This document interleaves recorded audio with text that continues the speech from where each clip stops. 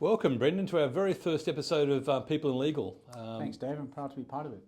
Amazing. I mean, this actually spawned, I guess, from an idea we had at a restaurant one day from a lunch, which you gave the inspiration. So I thought it's very fitting that you're the very first person we get onto the podcast. Yeah, I was surprised when you called me and said that. I didn't expect it. There was just a harmless conversation, but I'm glad it's taken root. So I'm really happy, and I'm happy that the fact that some people can get the insights, and a lot of our audience can get the insights of what you've learnt and your experiences and those sorts of things as well. I guess just introducing you, you're the country manager of InfoTrack. That's correct, InfoTrack Australia. Brilliant. Okay, so I'm going to throw one question at you to start off with. I guess myself and the audience would love to actually hear about a pivotal moment or experience in your life that's actually led you to where you are now.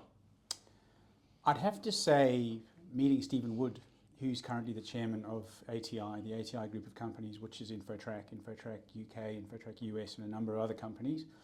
I used to have a coffee shop. Wow. In the city, not too far from here.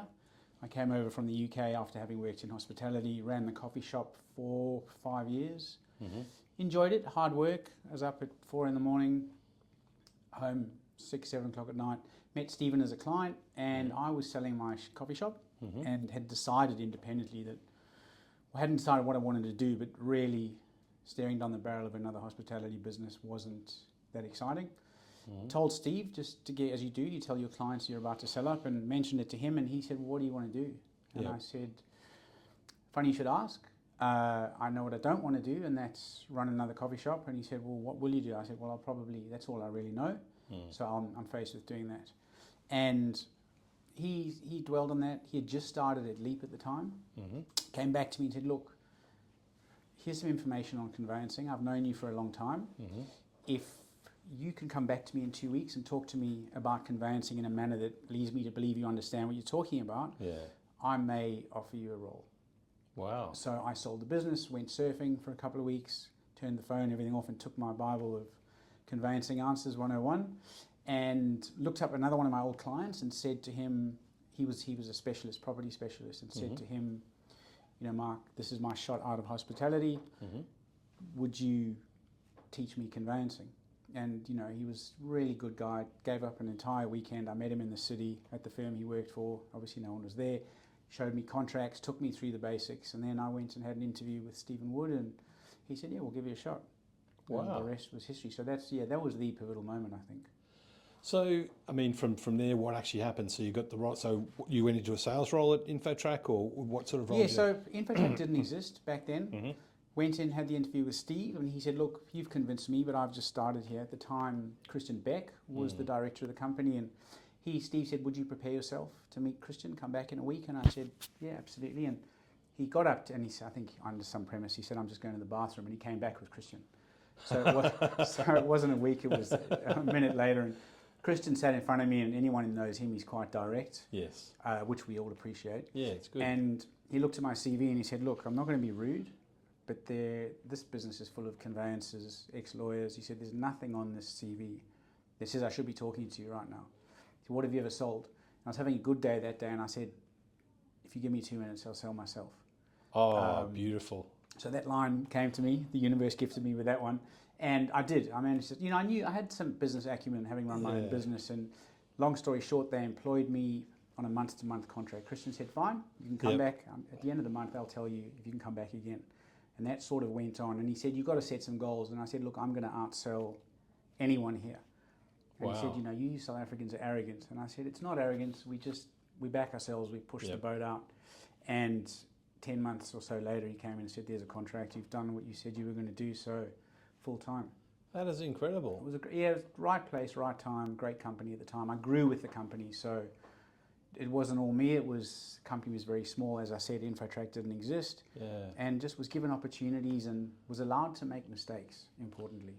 I think, though, it's a mindset, isn't it? So it's a mindset of being able to actually, of wanting to win and wanting to actually change and wanting to step outside the front gate and doing something more. Yes. I used to come to work at the coffee shop every morning at about 4:15. In the middle of winter, I'd drive down the street on the way to my shop, and I'd see this little old Greek man, he must have been in his 60s, dragging tables and chairs out for his own coffee shop. And I remember thinking, I don't want to be that. Like at 60, I do not want to be doing that. And he could be very successful. He could have had 5 shops, but that was a motivator for me. as I said, nothing special, just a bit of hard work and convincing someone that I was worth believing in, and then they gave me the platform to fail and make mistakes and ask questions. And I think that's the best thing you can give anyone, is freedom to fail and learn. Absolutely, absolutely. I mean, so what do you reckon the key challenges of your role that you've faced in the role, and I guess how have you overcome them? I mean, business challenges, there's numerous. You don't grow a business from a small Australian startup or be part of a small Australian startup that's grown to a global player without daily challenges. But, you know, I've been here now 14 years, and I think the challenges I face haven't really been business challenges, they've more been personal challenges. And by that, I mean nothing major, just learning to understand myself, learning to deal with the voice in your head that everyone's got. The voice that says you can't do this, the imposter syndrome that says you shouldn't be here. How did you like, you know, sooner or later someone's going to work out that you shouldn't be here, the business is going to outgrow you. Learning that that's normal and it can be healthy if it's not overbearing, and learning to understand myself and what drives me, and learning that my emotions are part of me, they're not me. And all of that I've really learned in later life. Those are the sort of challenges that I really had to overcome.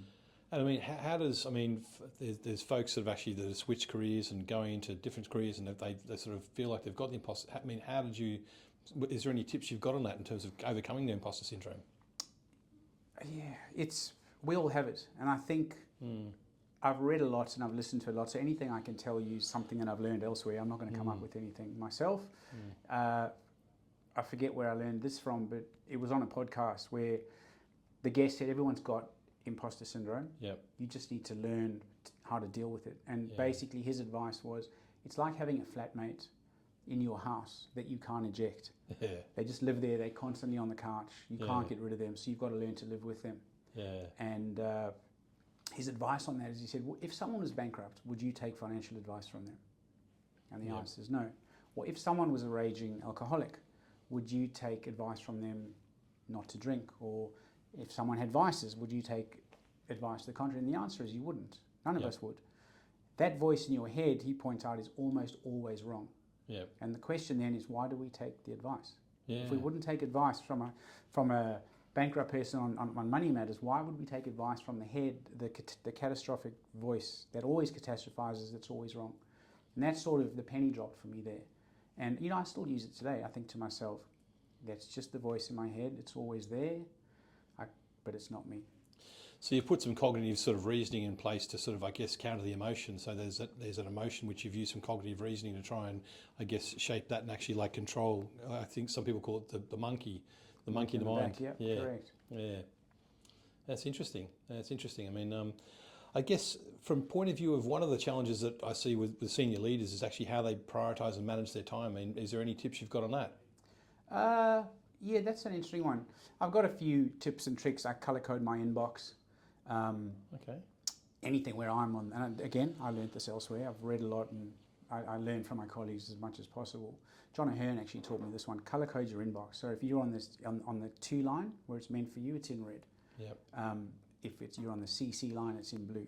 Mm-hmm. And then during the day, touch it once. I try not to get lost in my inbox, and I'll go to my inbox a couple of times a day, maybe 3 or 4 times. And when I do, I look for the red emails first, and I might read the blue emails later on. But again, you know, you've got all sorts of theories, and there's the rocks versus the pebbles and all of those techniques. What was the biggest difference for me was not getting up and barreling into my day. A long time ago, I used to get up, time it perfectly, get to work perfectly, and then I was very reactive. The first phone call that went, the first email that went, that's where my attention went. And I soon realized that it took me years to realize, but now the morning is sacred, and you've heard of the 5 a.m. club, and I now get up at 20 to 5 every morning. I do training. Then I sit down and I practice some mindfulness, be it meditation, whatever it is. Sometimes it's just looking out the window and calming down, not having any thoughts, not looking at the phone, not watching the news or anything like that. And then I write down what I've got for the day. But I write it down as if it's almost complete. So I write at the top of the page, today's outcome. And I'll write my meetings, and I'll write the outcome that I want from each of those meetings on the page, and then a few other things, what I've got to do. And then I'll take time reading that. And then when I'm done, that's when I get up and actually come to work. And I find then that I have absolute control over my day. And then issues such as juggling where to go first, it's not an issue anymore. I think my advice would be just control your day by getting up earlier and planning it. I think that kind of mindfulness is a really really good approach to actually, I guess, and I like the fact that you're doing it sort of outcome based. So it's almost like you're making into existence and things. I guess people get swamped by all sorts of different burning platforms and priorities and all sorts of things during the day. And I guess how do you sort of manage those things that crop up during the day? Again, and then they do. There's always a fire or two to put out. I prioritize based on how critical is this for the business, or how critical is this for the people. If it's a people matter, and it's around one of the people, that takes top priority. You can ask any of the leaders here, our people take priority above the business. So I could have a to-do list a mile long, and that's another thing I learned, is never write down more than 3 things on a page. Because if you end up writing, or personally speaking, if I write 8 or 10 things on a page, you might never get to them, but they're always there and they are staring at me. And then you get that feeling in your stomach and you start to get anxious because you feel like you're not being productive because you haven't tackled anything that you wanted to tackle. But it's not true at all. So I will have a to-do list in the background where I have everything that I need to do, and that might be for the month. And I'll pick 1 or 2 things off that list in order of priority, and those will go on that same page that I spoke about. And then if things come up and they get pushed to the side, so be it. Yeah, that's a good way to do it. I mean, some people talk about, I guess, eating frogs and that sort of stuff, like I've read all that sort of, like, take care of the hardest things first and things. But I like what you said about taking care of the people issues first and dealing with people items first. That makes a lot of sense. And yeah, as I said, you could ask anybody here, we all have the same attitude, because without the people, there's nothing. There is literally nothing. There's no business, there's no place to come to every day, there are no clients, there's no revenue, there's nothing. How do you instill that in the next level down? Like, how do you instill your, I guess, those thought processes and that leadership into the next level down, like the folks that you're managing? We all lead from the front. I mean, every organisation needs structure, and we do have structure here, but it's a fairly flat structure. But everyone has an open door policy. I could walk into the chairman's office if he was here. He would stop what he was doing and give me his full attention. And that in itself is a skill. Where a lot of organisations, you just never see those sort of people. My office door is always open. All the senior leaders, our doors are always open. But we all lead from the front. We would never expect anything of anyone here that we wouldn't do ourselves. And our people see that. And I think the stat, 48% of our middle managers have been grown here from entry-level positions, not recruited into the business. That's amazing.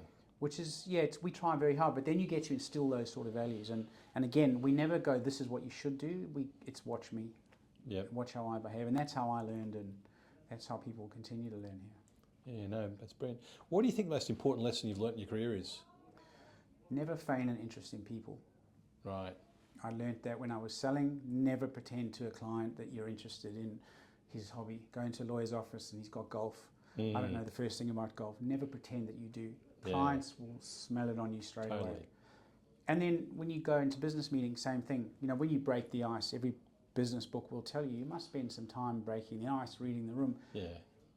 It's not what that's for. That's for you to get a connection with the person. Exactly, But if you're not interested in the connection, or you're not interested in people, you're just going through the motions, things will go wrong. People will pick that up. And then it's the same with our people here. Never feign an interest. If you're going to stop to talk to someone in the passage, talk to them. Don't pretend to, if you're asked how their weekend was, don't go, that's nice. Honestly, give them an answer back and have a conversation. Because people will disrespect you very quickly, and people can tell when you're being disingenuous. I mean, that's one of the things people actually see you for in the marketplace, Brendan. You're a very genuine person. You give people time. When you've got a conversation with you, you're the only person that there's no distractions, that you give them 100% attention. I try to always do that, and people have given me a lot of opportunity in my career. So if I can pay it forward, and I regularly try and do that. Well, you are today in the video. I mean, this is fantastic. We've got some great content here which people can actually use, and hopefully aspiring leaders and hopefully people that are sort of starting sales careers, changing careers, can actually latch onto this content and use it. Very valuable tips. Interested about InfoTrack. I mean, how do you actually foster, a culture of innovation and positive company culture in InfoTrack? That's a good question. We spend a lot of time thinking about it. We've got a very small, very dynamic people and culture team here who are very, very good, and they innovate.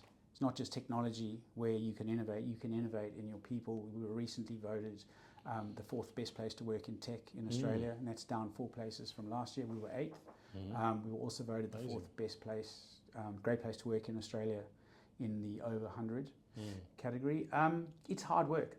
You know, people want to come to work. COVID threw a spanner in the works. We used to have this real cohesive togetherness in the office with the video games and the lollies, and it was a classic tech company, and COVID blew that up. Yes. We have settled on a hybrid 2-day working from home, 3 days in the office, and by and far the majority of our people appreciate that, and we transitioned to that.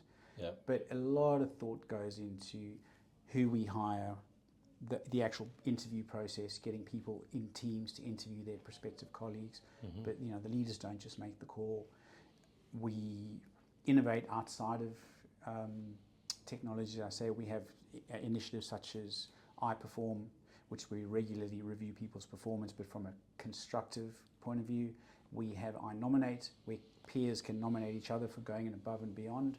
We have an MVP program where executives will vote on someone who's a quiet performer, who doesn't like the limelight, and we'll pull them up in front of the business. That's great. Yeah, some people just go above and beyond. It's just built into them, and they don't do it for anything other than that's just who they are. Yeah. And we would then make sure we find those people and make sure they get the recognition.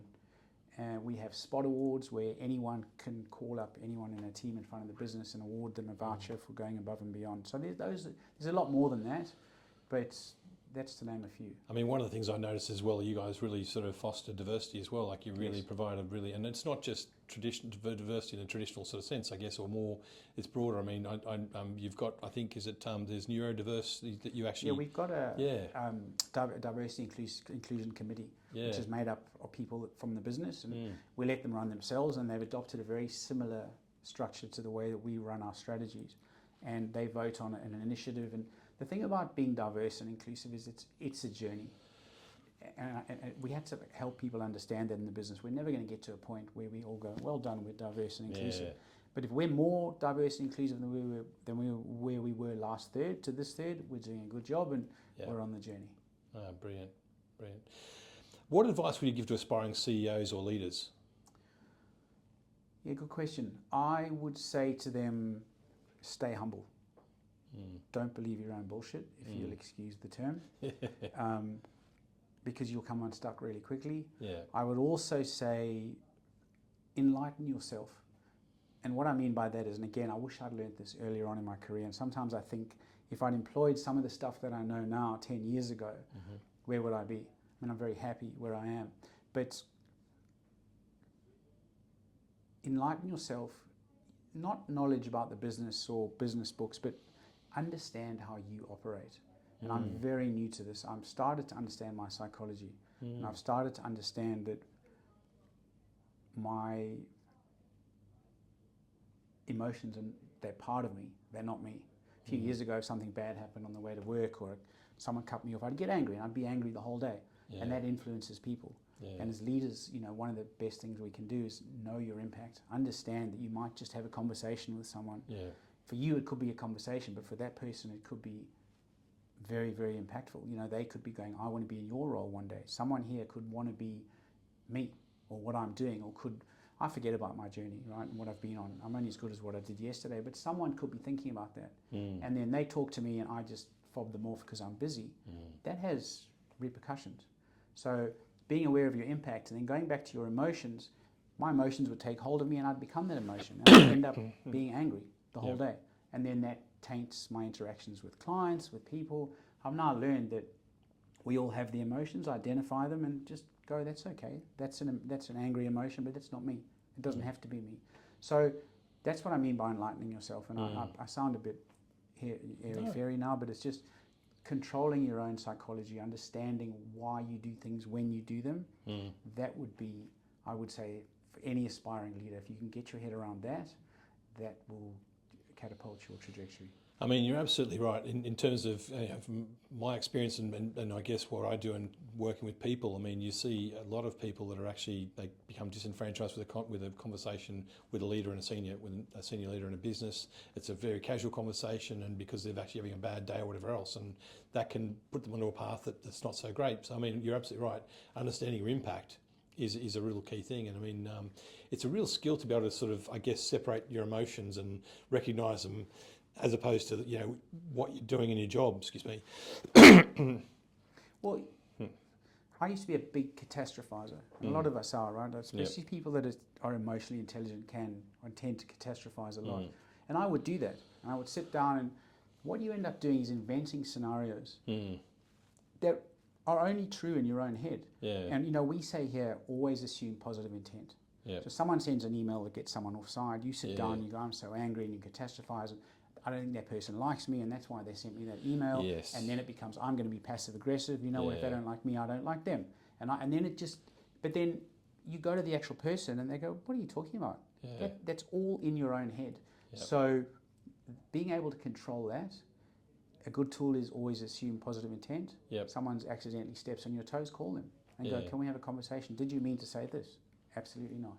And it's over. So that's what I mean, just being aware that your emotions can take over and you can invent all sorts of heinous things that just don't exist.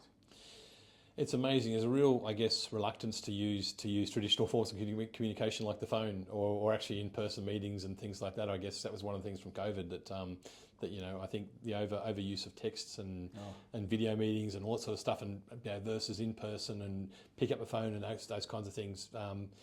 That's happened a lot less, and I think there's always the rule I've got: if it's too hard to write an email, pick up the phone and call someone. I will avoid email at all costs unless I need. And it's a joke here. I'm really bad at email. I mean, if you send me an email, I will get back to you. But if I need to have a conversation, I pick up the phone, or I just. Plus, I'm one of these as a typist. But I just would much rather get up and talk to someone.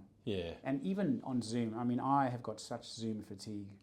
I've had to reinvent myself. And if you're trying to connect with someone on it via Zoom, if it's on your team or it's really hard. It is difficult. It's very hard to motivate people, and I think a lot of us have got Zoom fatigue. There's the water cooler conversation. The water cooler, I guess, that's the whole culture where people actually sort of they go to the kitchen, make themselves a cup of tea and things, and have a bit of a chat and things. And I guess it's one of the things that's kind of that really got missed during COVID, especially for some of the younger folks that sort of entered into the workforce. And there's two. You and I agree with you, but there's talk to people at Atlassian.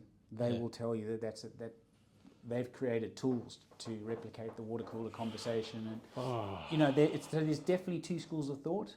I think the hybrid is the way to go. I agree. Now that we have come out of it, I've realised how much we were actually working ourselves into the ground. And so now taking a step back, being at home for a day or two, taking time to breathe, so important for us as people, so important for productivity. It's almost as if someone flicked a switch and said, we need to teach people a bit of a lesson here.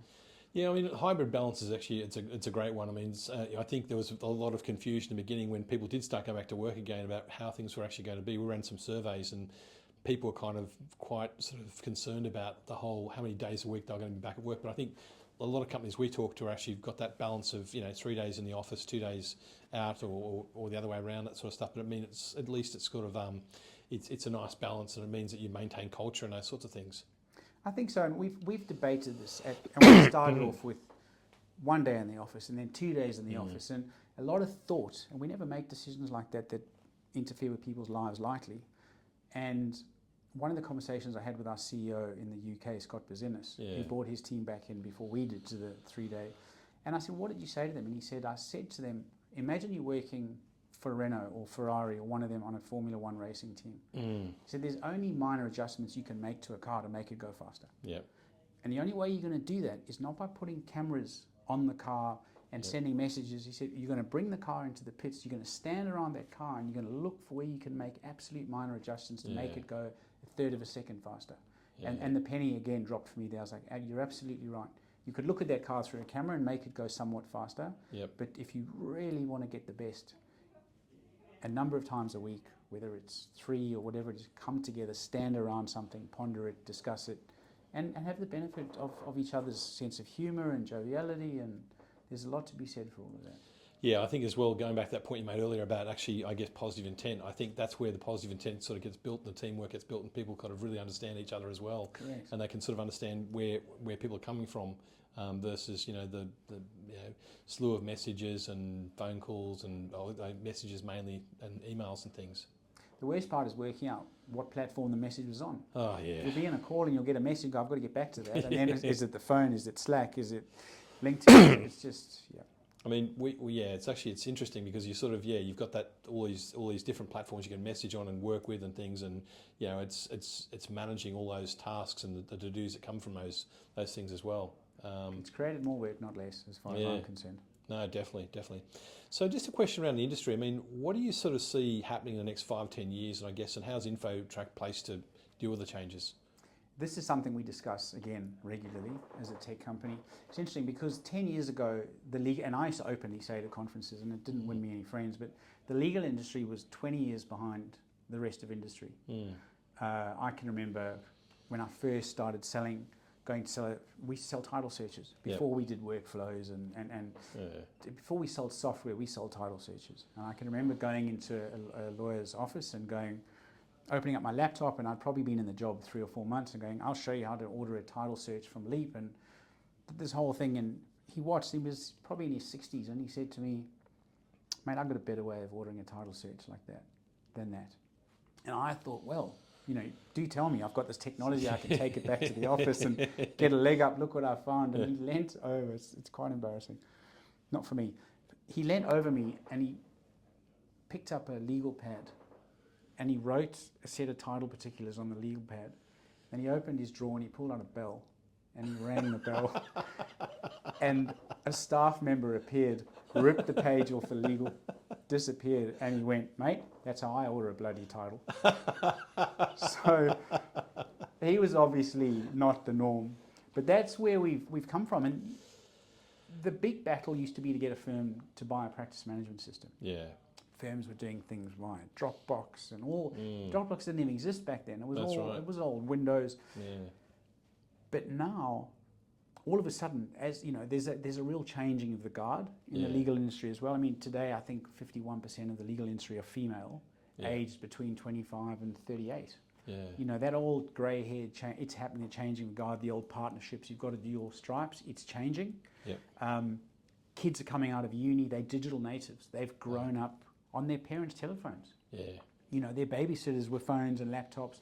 So they go into businesses and they see holes in productivity and they look to fill it with technology. So that's what's happening in the legal industry right now. And young people that get hired into a firm that doesn't have productivity tools, they leave again immediately. So firms are realizing that and they're getting the best technology. But a lot of these younger people are coming out of law school, going into firms, realizing the law actually sucks, practicing the law. It's not a great career, but going, there's a massive hole that I can fix. And because they're digital natives, they're going, I know what I'm going to do. I'm going to use my legal skills on the peripheral and I'm going to build something to fix the rest of you that are labouring in this industry that I don't quite love, and I'll fix problems for you. So all of a sudden we're seeing innovation from having almost nothing to everywhere you look, there's technology. So that'll continue.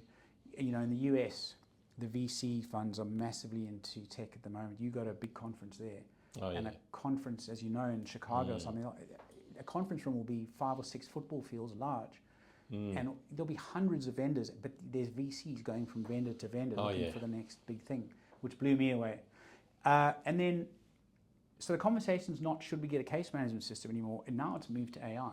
Yes. And then you've got people that are building AI for the sake of it, but then you've got people that have really realized that AI has a place. Yes. And AI didn't start out so well here. We had those stories about the lawyers in the US inventing case precedents, but the legal industry is perfectly placed to adopt AI and not to be not to be disrupted by AI. And again, not my phrase. I'm good at repeating other people's stuff, but there's a phrase, I can't remember where I got it, but it says AI won't disrupt lawyers.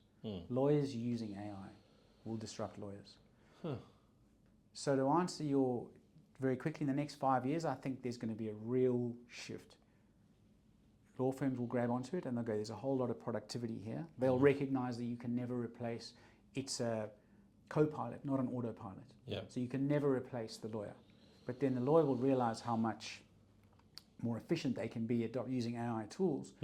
But the consumers will realize that too.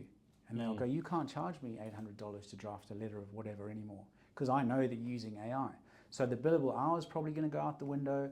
You know, I think legal services will become more available to everyone.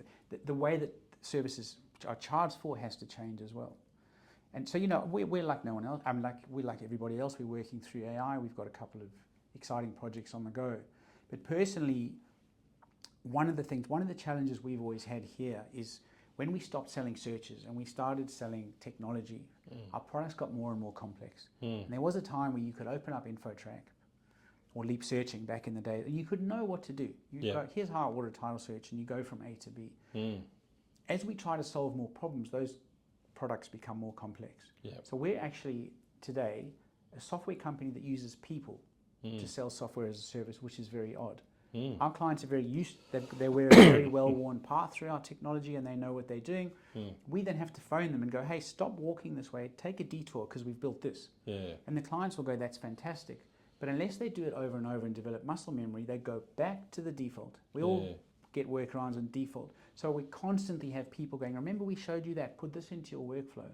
Where I think AI is going to be phenomenal is we will no longer have to say to a client, when you do a conveyance, here's a suite of tools, and we know that you go here for this, but you use us for this, but you should use us for all of these. Clients are just going to go, we're going to say to clients, what's your outcome? What do you want? And the client's going to go, well, I want a contract and the settlement date's going to be this, and we're going to go perfect. And we're going to spit out, AI will spit out the end product. The clients won't know that you're using all of our products underneath the hood. They won't care. They just know that they're going to get a result. But excitingly, we'll always need people, right? But we won't need people to teach clients to be the bouncing ball. Clients won't need to know how to drive our screens anymore. They'll literally have an interface that says, I want this, and we'll go, there you go. So I think that's going to be, and not just us, that'll be that. That's where the legal industry is going, I think, from a service provider perspective. It's a very exciting time. I mean, I think for people that are actually starting their legal careers, I mean, it's actually almost an alternative path for people that are actually sort of finishing legal degrees or worked maybe 1 or 2 years in law firms. Because I mean, understanding the results of what AI can spit out and the structure and the results and those sorts of things, and how it actually works in a legal context, I think that's almost like an alternative career path for some folks. Absolutely. And we actually see a lot of grads with double degrees. They're coming out with tech degrees and legal degrees as well. So it's going to be, we should come together again in 5 years and see where the legal is. I mean, we'll both still be here, I hope.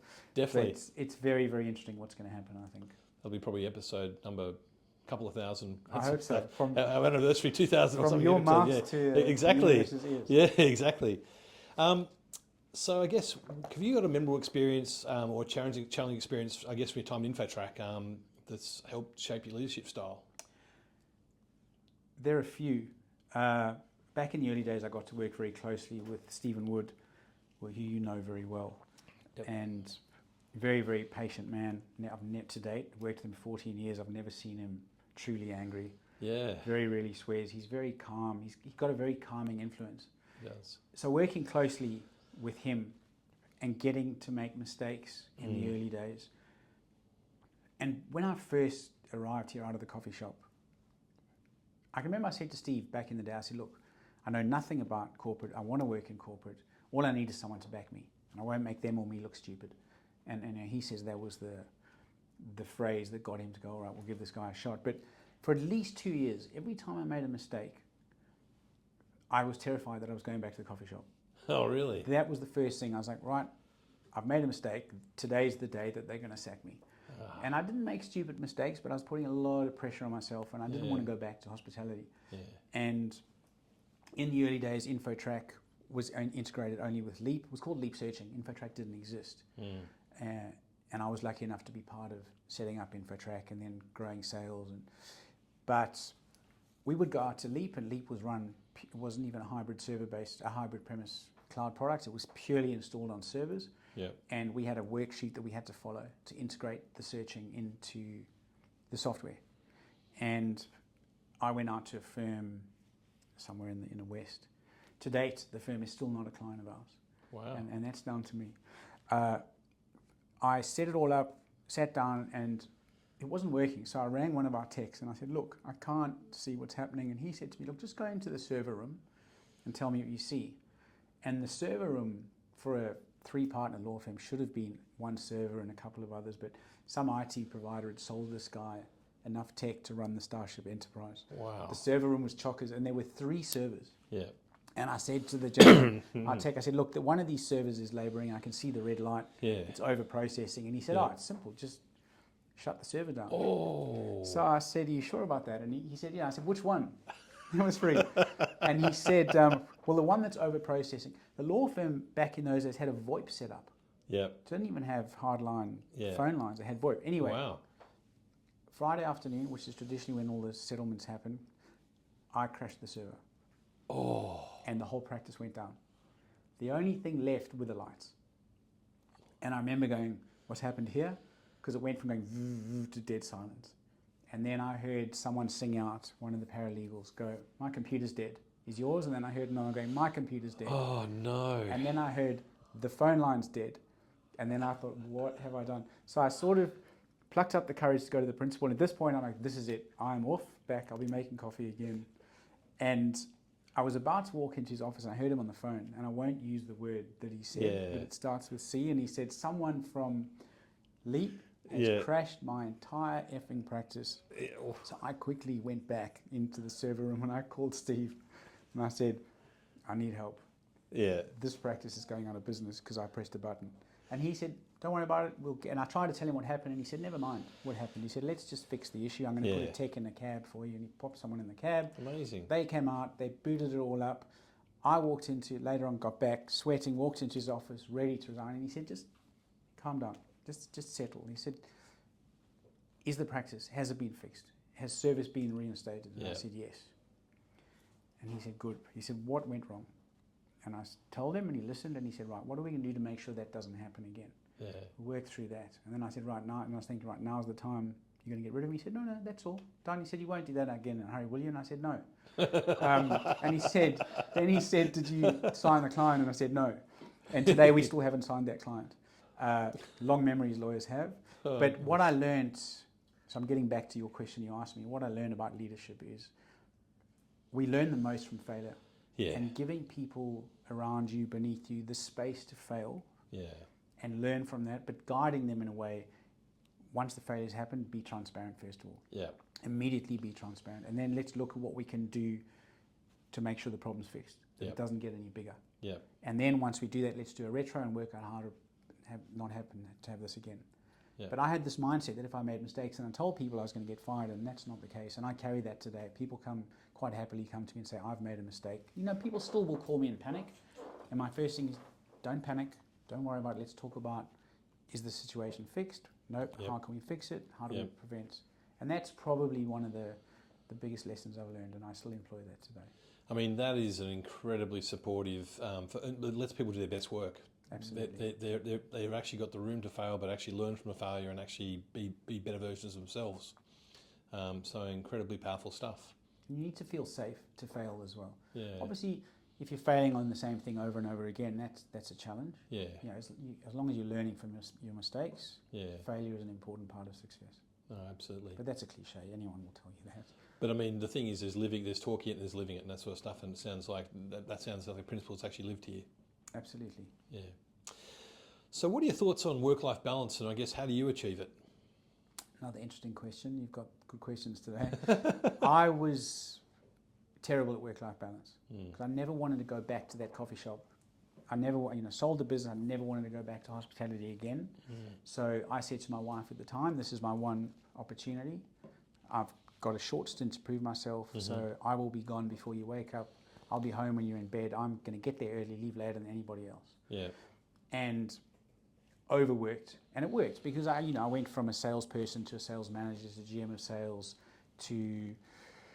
I then went to strategy, business strategy, and so it did work, but most of our behavior and our relationships, the way we run those, are from our parents, right? And I learned from my father that nothing comes easily in life. You have to absolutely work, and unless you've almost killed yourself to get it, it's probably not legitimate. Which is a very, very dangerous. First of all, it's antiquated, but it's a very dangerous belief system as well, because it's not the case. You know, the work smart, work hard. Yeah, sure, don't be lazy, but some things do come easily. If you set it up, the precursor to things, they can come easily. But I had this mentality that unless I got home on the brink of exhaustion, I hadn't done a good day's work. Wow. So, I mean, that definitely affected my marriage. But again, I chose that. And I'm sort of learning now, and don't get me wrong, I still work hard, but I'm learning now it's not about productivity, it's about output.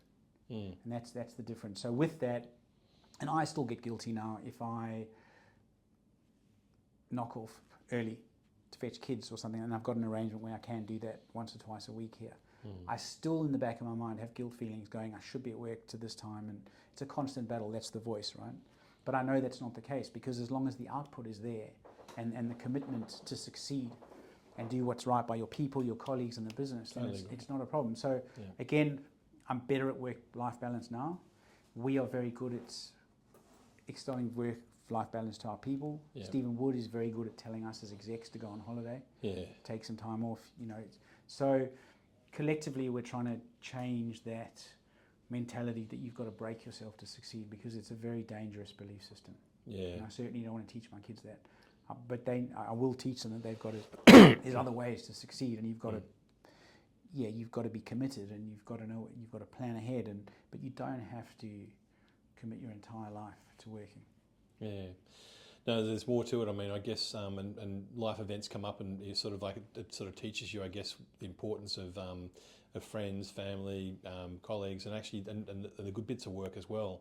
And I totally agree. I think the output side of things. I think there's actually. There's doing the work and just getting the results, and you know, sort of hear people say, "I've done the work," but they're not focused on the output. And you know, if you're online at night or 11 o'clock at night, you know, I used to pride myself on sending emails at an ungodly hour, because I thought, well done you. You know, you're working, you're putting in 20-hour days. But what was it doing to the people that were receiving the emails at ungodly hour? And it doesn't matter how many times you can say to someone, you don't need to look at that email, they do. That's right. And that goes back to your impact. As a leader, knowing your impact is so important, and you have to really stay present and understand the impact that we have. And sometimes I lose sight of that. But I have learnt so many things today. Honestly, I mean, some amazing tips on managing time, managing your emotions, managing people, and I guess the whole culture of actually, you know, allowing people to sort of allow people to fail in a safe sort of way. That's just. There's many more things, but Brendan, I'm so grateful, and you've been so generous with your time today. Thank you so much for the experience, and also as well, again, for the inspiration in doing this. You know, this is a new thing we're doing. It's something to sort of again put back into our community, into our subscribers and community, and the people we work with, and all these tips and things. And I hope I know that people find these all very useful. So thank you for your time. It's a pleasure, David. It's an honour to be part of it, and I think you'll find that, as you and I have discussed before, this industry is full of phenomenal stories and very, very special people. So it's a real pleasure to be on the first episode. So thank you. Brilliant. Thank you again, Brendan. Thank you.